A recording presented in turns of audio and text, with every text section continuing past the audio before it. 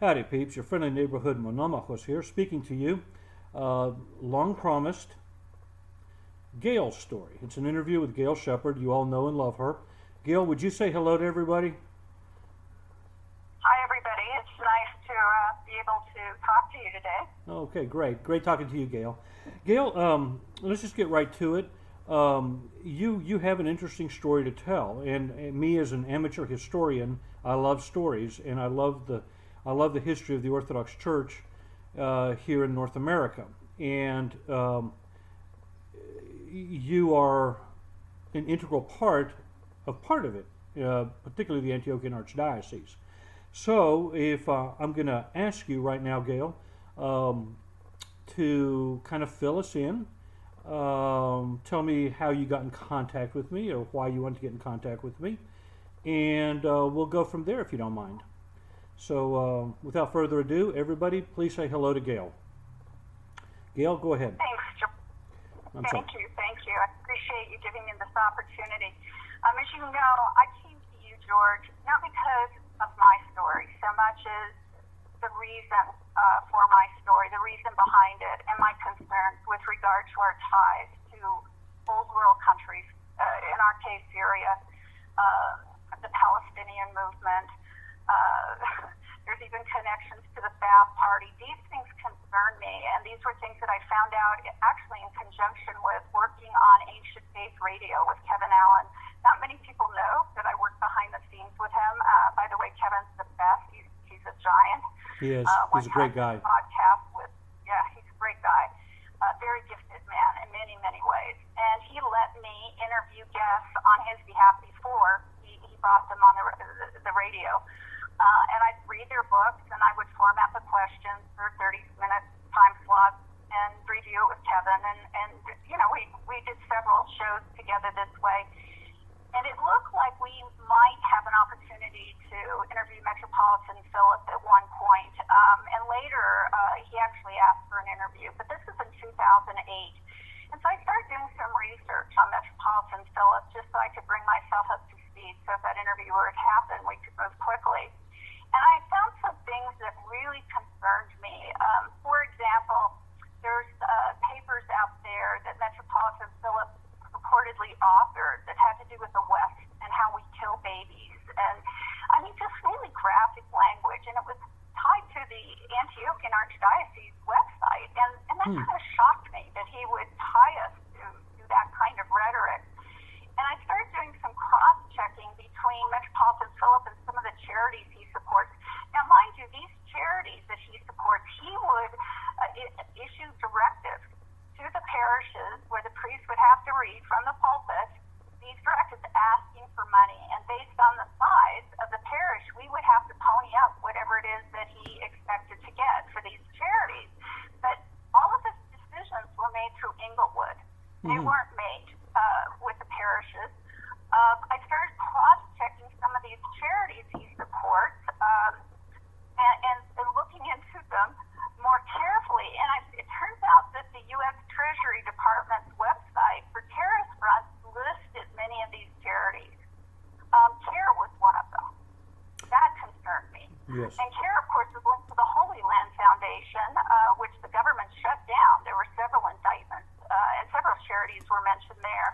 There are also stories about delegations of our priests, and a lot of these were chronicled in their church bulletins.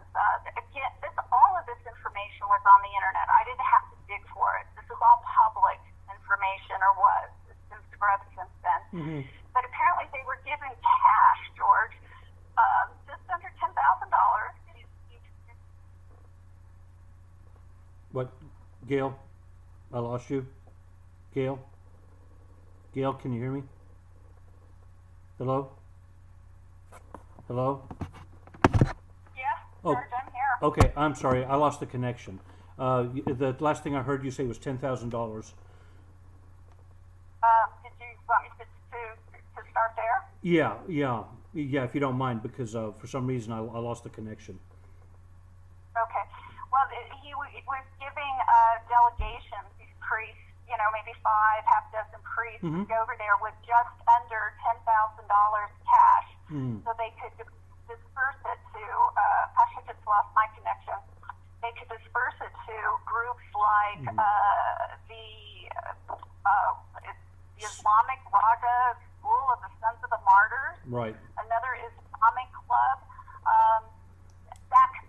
because Yes. it was cash, because there was no audit trail. I started looking at the Balamont University that's in Lebanon, that belongs to our patriarchy, and looking at some of the high donors, the $500,000 to $1 million range.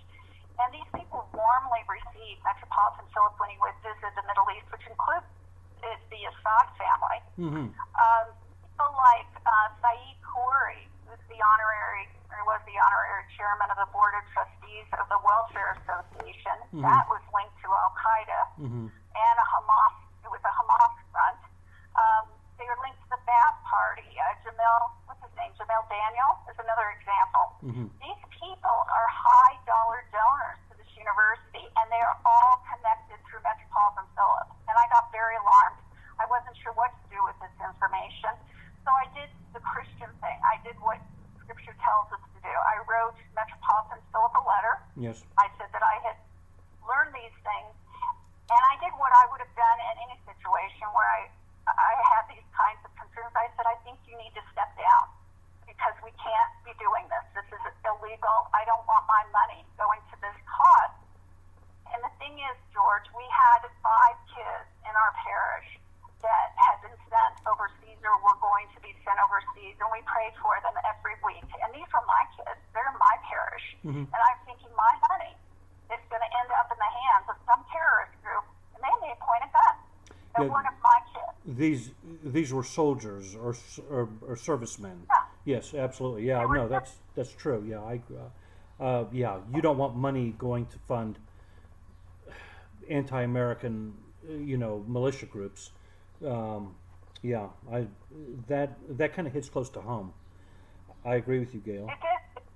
Yeah, it did for me, and I felt I owed it to Metropolitan Philip to go to him directly. I didn't do it immediately. I did talk to a lot of people behind the scenes, and there were people concerned about a number of things that we can talk about later, not just about these things. Yes. It came to a head, though, George, when we got the announcement in February of 2009 that he was going to demote all our bishops. These are diocesan bishops. Right. Consecrated bishops. The entire archdiocese was up in arms about this. All the jurisdictions were up in arms about this because this is not you don't do it this way. No, I agree. I'm in the OCA, and let me tell you, it sent shockwaves throughout the OCA at the time. It even derailed the whole "let's get rid of Metropolitan Jonah" thing. Of course, I was on the side of trying to protect Metropolitan Jonah, but yes, I agree. What His Eminence did then was just uncalled for, and I still don't know why he did it, but we can speculate on that at another time. I think it's the important thing is that he did do it, and it scandalized the entire church. And but go ahead if you don't mind, Gail. Okay, and just to conclude on that, it did not go over well in the archdiocese when he made the announcement in February. And he later announced that in April of 2009 that the Synod, our Holy Synod internally in the Antiochian Archdiocese, was going to meet, and that he had gotten concurrence from all the bishops to sign a document indicating that this was going to take place. I was working with some people behind the scenes. I know our 2 chancellors quit. They were concerned about the Constitution and some of the implications regarding the legal status of our archdiocese. And they could not talk Philip down from moving forward with this idea of making them all auxiliary bishops. I didn't know what to do, George. I had all of this information. I knew that it was illegal, and they were meeting the next day. And the sources I had basically said, there's nothing we can do. And I knew what I had was too complicated for them to process because it's all overseas things and names and all of that. So I wrote the letter, and it was sort of in an in-your-face way because I'm just a woman. I felt I could get away with it because I have no standing in the church. And I wanted to get his attention, and I sent it to Bishop Mark. I sent it to Bishop Basil. Of course, I copied my own bishop, Bishop Joseph. later understand that Bishop Mark and Bishop Basil would not sign that document, nor would Bishop Alexander. That's right. They did not. So they did not. So that's what started this hailstorm of activity, and there was a lot, not just what I was worried about, but a lot of other things that came to light. So that's kind of where I am, George, and the reason I wanted you to know, again, is it's because of these old world ties. This is where we're vulnerable. And just to put it in perspective, you and I had talked about Assad's father and how 40,000 people were killed. I think it's in Hamas. Is that how you pronounce it? I think it was in Homs. It was in Homs, I believe. Or it was in Homs. Homs. H-O-M-S, I believe. Yeah. It could have been. Yeah. I just know there was an uprising, and to squash the uprising, a lot of people died. And I was thinking today about President Trump and how many people would love to kick him out of office, right? I mean, probably half the country is looking for ways to kick him out of office. What if our commander-in-chief turned his tank on 40,000 of our citizens just to squash the uprising so he could remain president? I mean, we can't even conceive of that because we are not them. We do not live like they do. Our country isn't torn up every couple of decades by war. Right. We don't want that here. And yet they are here, George. They didn't acclimate. They're not assimilated into our culture. These people who control our church, and this isn't just in the Antiochian Archdiocese, but in the GOA. Oh, yeah, the GOA. It's that world. Don't even get me started on that, but yeah, go ahead. I'm sorry. Well, that's my point. Yeah. This is where I feel we're very vulnerable, and people say we're not ready to have our own church and all that. We'll get ready. We weren't ready when we had the revolution. That's true. You know, we got ready because we had no choice. This is in our DNA. We will get ready. We will do what we have to do, but we cannot remain tied to that part of the world. Doesn't mean we can't support them, help our brother Christians. Right. Doesn't mean we can't do that. But we can't let people in different parts of the world control our church. And as we talk further, you'll understand why I'm saying this. Well, I do understand it. Now, if I may interject here, as somebody who's not in the Antiochian jurisdiction, which I'm not, I do remember all this kerfuffle that was going on, and you bring back other memories too that I forgot about. I will say this: it seems like the Antiochian jurisdiction has turned the corner with Metropolitan Joseph. If I'm wrong, I'll stand corrected. But there seems to be this quietude that has descended over the Antiochian jurisdiction, at least as far as North America is concerned. Now, again, you still have the problem of the overseas influence about being tied into Damascus and the Assad family, and all the problems that are attendant within overseas in the Middle East. Speaking as a member of the OCA, we are largely immune from that, although last month I did notice, or at least a couple of weeks ago, I did notice that an OCA priest did commune a bishop from the schismatic Ukrainian church in his church in Virginia, and that sent alarm bells off to many in the OCA, not because they're not sympathetic to the Ukrainians maybe wanting to be an autocephalous church and all that, but because why would we want to insert ourselves right into the middle of this potentially very bloody conflict?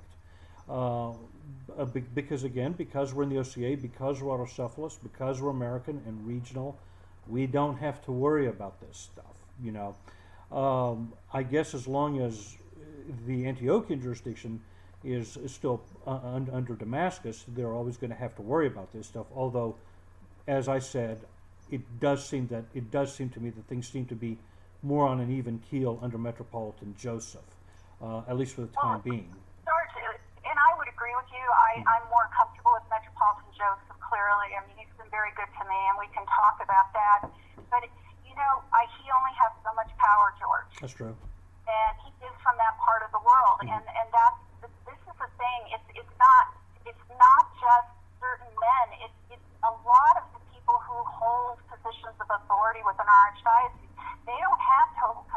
Right. The mass is in control, and that's a constant fear.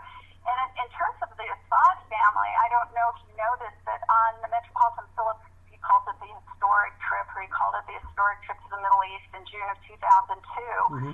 He had a private audience with the President Assad, and they purportedly, and this is all chronicled, exchanged any ideas concerning the role of the anti-European church with regard to solidifying the American-Arab relations between our two countries, so that it could form an Arab nation. So there are designs on leveraging what we have here to promote their causes. And I believe we've seen money go to the Palestinian effort. Not that I have anything against the Palestinians, I really don't. Right. I'm not pro-Israel. I don't want to support these things, though. Right. These are problems they have in their part of the world. It's not my problem. I don't want that problem. We have plenty of people who need help here in our country. These are the people I'd like to be supporting. Well, of course, Gail, and you're absolutely right. And me as a Greek American, I mean, I can tell you that the Greek Archdiocese has degenerated completely now into being just a Greek lobby, and that's all it is. And it's sad because the present Greek government is very much secularist, very much materialist, very much pro-globalist, pro-homosexual, pro-feminist, and it's led by atheists. And I have nothing in common with those people. I just don't. And that's one strike against us. The other strike is our money goes to Turkey. And for every dollar that goes to the Patriarchate, probably another dollar winds its way up higher into the Erdogan government. That's just the way things have always been in that part of the world. I mean, it's called bakshish. You grease the palm of the local guy, the bey, and then he greases the palm of the pasha, and the pasha greases the palm of the sultan, and everybody gets their cut, and it's years before your cause is taken up or heard, and it's just constant outflow of money going higher to non-Christians. Gail, this is very interesting. Obviously, we are going to have to continue this. I'm up on a hard break here. I'm going to be in a couple of 2 minutes. Can you just tease us a little bit about what we're going to get into, or do you want to finish up with any particular thoughts right now? Well, I think we can conclude at this point about the demotion of our bishops, and then we can talk about some of the aftermath of that. Okay. Because there was a flurry of activity, and it's very interesting what came out of it. Now, on that, Gail, there was a document that came out about the demotion of the bishops, and it was written in Arabic and translated into French and English. But we're not sure that what was translated in English reflected what was said in Arabic. Do you know anything about that, or I do, yeah. and that's where Anthony Gabriel comes into play, and I have more information on that I can share with you. They were absolutely forgeries. Okay. There's no question more about that, so we need to talk about that too. Well, then, if you don't mind, that's where we're going to pick it up, Gail. Anyway, Okay. Everybody, please say goodbye to Gail. We are going to come back for part 2. Probably there's going to be a part 3 and maybe a part 4. There's just a lot going on here. But please keep Gail in your prayers. She's been a stalwart in the faith, and she's an all-around good person. And she's become a heroine of mine because she's put up with a lot and she's gone through a lot. And we will pick up with it at a later point. Everybody, adios, and let's try to love one another.